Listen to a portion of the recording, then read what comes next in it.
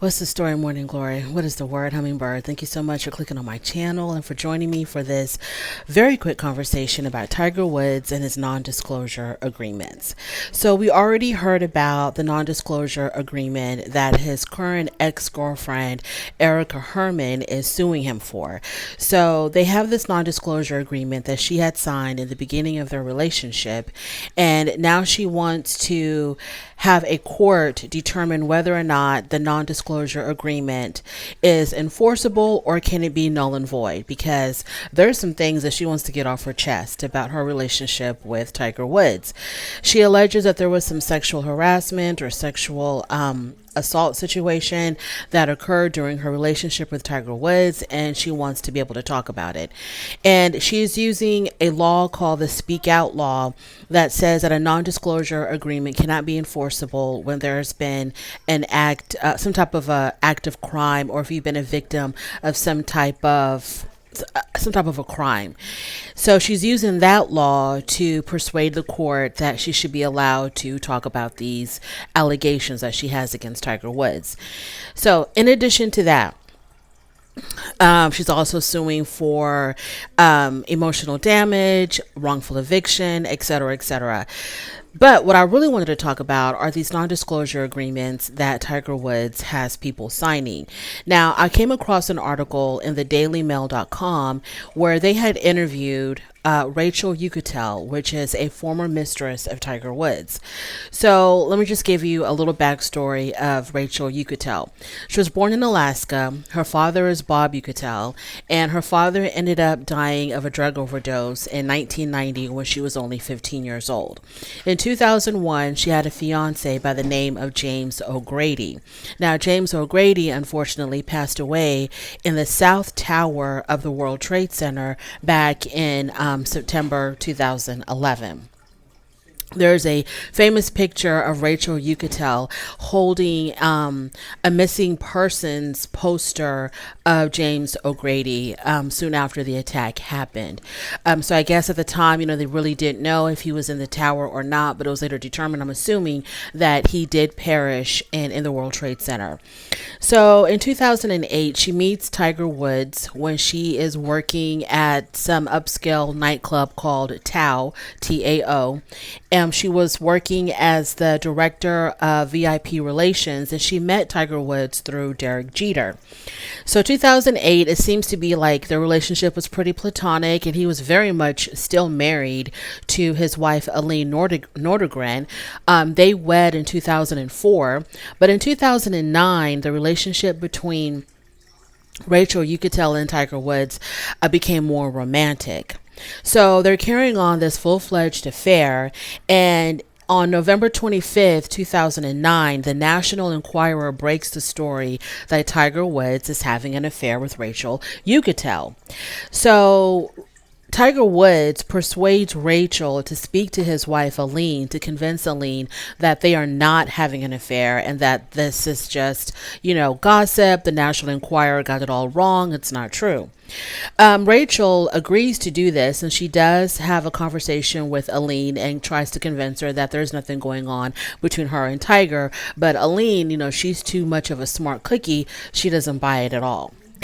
So coming to find out, Aline had come across a message that Tiger had given to Rachel, and the message says, this is from Tiger to Rachel. It says, "You are the one that you are the only one that I've ever loved." Now, can you imagine a wife discovering that type of a message from her husband to some woman? This was around the time, I guess, soon after she read that message. This is around the time when she went full throttle on Tiger Woods and confronted him about his affair and just started wailing on him with his own golf club. So she's physically attacking him, scratching his face, hitting him with the golf club. He's running out of the house. He runs into his black Cadillac Escalade, and in the commotion, I guess, of his wife, hitting him, also hitting his SUV with the golf club, He becomes disoriented, and he's at 30 miles per hour. He hits a fire hydrant, and then he smashes into a tree. He ends up in the middle of the street, bloody and unconscious. So this story now breaks of this accident, and of course, they start off.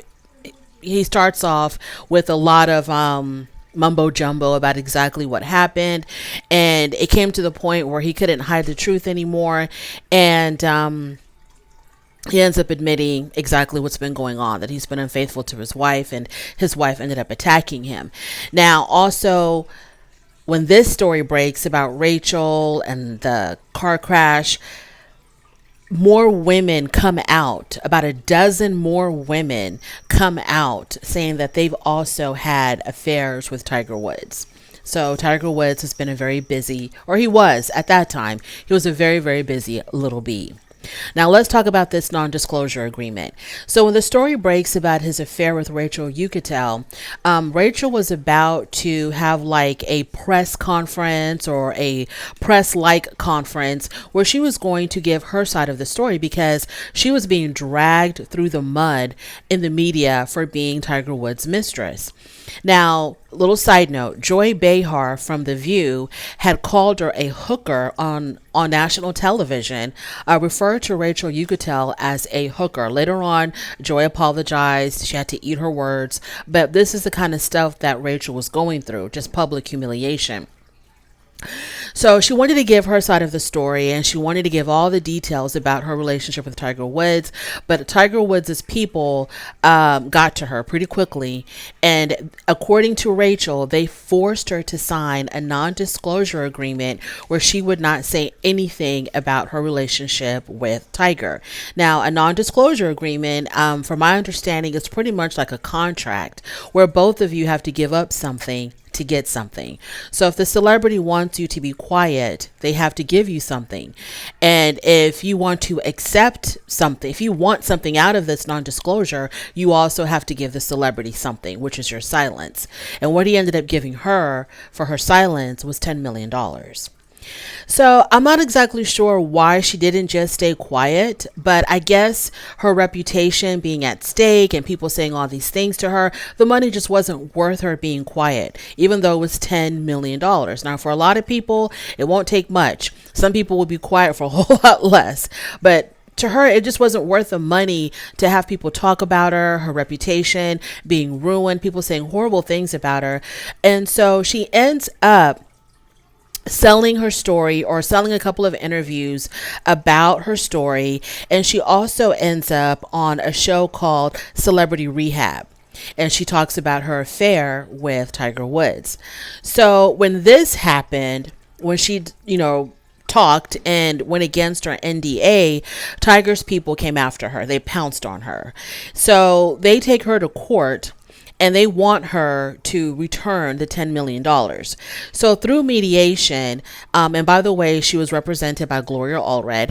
So through mediation, instead of her returning the full $10 million, they come to an agreement that she has to return $8 million, and she kept $2 million. Now, out of that $2 million, she paid her attorney, Gloria Allred, $600,000. Well, somebody must have gotten in her ear and told her that Gloria Allred was violating her fiduciary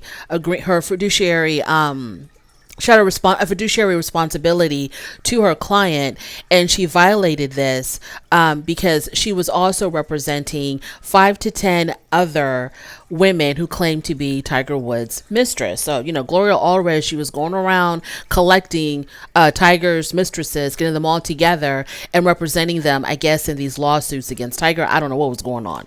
So when Rachel Uchitel finds out that Gloria Allred has other clients who are claiming to be Tiger's mistresses, I guess it was like a conflict of interest. How can you represent me and them at the same time? I don't know the details of all of that, but a court agreed with her, and I guess they did determine that Gloria Allred did violate, or she did breach her fiduciary duty, and also there was a breach of contract on the part of Gloria Allred, and so Gloria had to return the $600,000.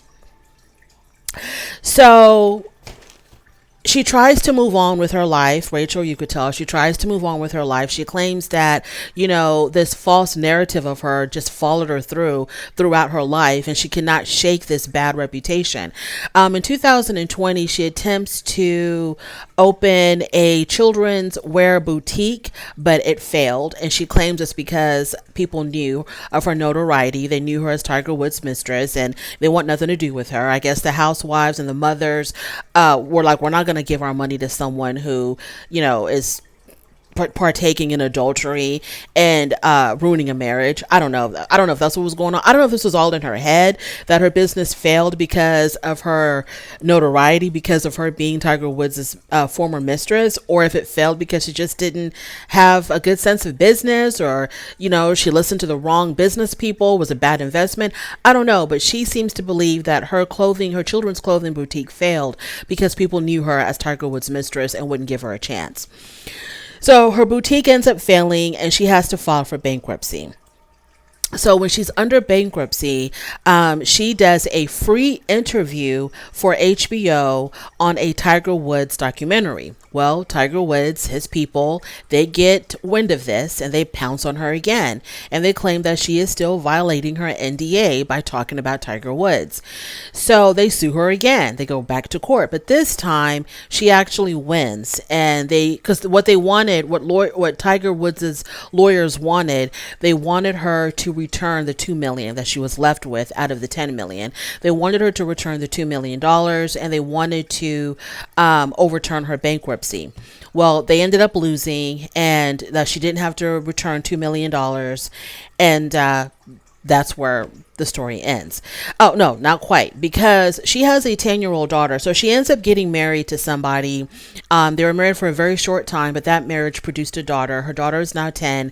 And she says that her daughter is even being affected by this non-disclosure agreement, because her whole thing is, I could never give my side of the story when this scandal first broke. And so whatever was being said about me at the time, I couldn't defend myself, and people were stuck with whatever negative opinion they had of me.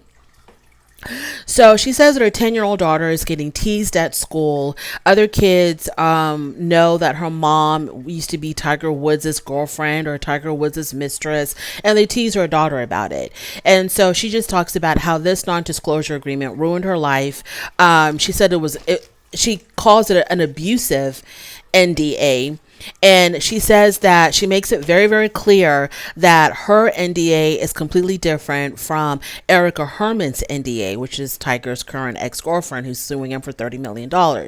She says that in Erica's situation, she signed the agreement at the very beginning of her relationship with Tiger Woods. So there was no scandal, there was no pressure. She signed it willingly, voluntarily, like a lot of people do when they're dealing with celebrities. When you enter a relationship with them, or any type of long-term relationship, sometimes they'll make you sign an agreement. Like if you go work for a celebrity as their assistant or their nanny or whatever, they'll make you sign, some of them will make you sign an NDA that whatever you see going on here, you're not going to talk about it. And so people do it voluntarily because they want this relationship with this celebrity, whether it's a personal relationship or a professional relationship. So Rachel Uchitel says that with Erica Herman, when she signed it in the beginning, she signed it willingly. She, on the other hand, her NDA was different because she was forced to sign it. She signed it under duress. I don't understand what could have happened to her if she hadn't signed it. I don't know. Now, another thing that I wanted to add is that the reason why Tiger Woods had offered her so much money to be quiet was because obviously his wife was going to file for divorce and she was going to take him to the cleaners. And so in order to not have to, be left destitute after he's done paying his wife and all of the legal fees and the divorce settlements and all of this and the lump sums and the child support, all of that, alimony, etc., he wanted to be left with some type of money. So he felt like if they did not silence Rachel, that she would have said things that would have worked against Tiger, which would have made him having to fork over a whole lot more money than what he was willing to do to his ex-wife, Aline. So basically it was like, Rachel was going to say things that was going to make him look like a really, really, really, really bad husband. And therefore, he would have to pay Aline a whole lot more than what he ended up paying her, which ended up being between $100 to $110 million plus $20,000 per month in child support. So because they kept her silent, he got a good deal with only paying her 100 to 110 million. Otherwise, it could have been a whole lot more than that. At that time, rumors were floating around while the divorce was still pending before it was final. Rumors were floating around that he could have been paying her. He would have had to have given her up to $300 million lump sum or whatever, however they do it. It could have been up to about $300 million. So this is the reason why Tiger was willing to offer her 10 mil to be quiet. The other mistresses also were offered money, but nowhere near 10 million, because I guess he was not as close to them as he was to Rachel. And so they offered them like somewhere, hundreds of thousands or tens of thousands of dollars for them to kind of go away. But with Rachel, it was a whole lot more.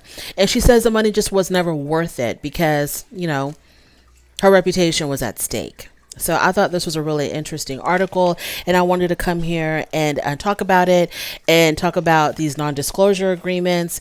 Yeah, not like I kind of want to go into a rabbit hole of celebrity NDAs. I don't know. Anyways, thank you so much for joining me. I really do appreciate it. On your way out, don't forget to rate the video. And if you like this content, please go ahead and subscribe, and I will definitely talk to you later. Bye.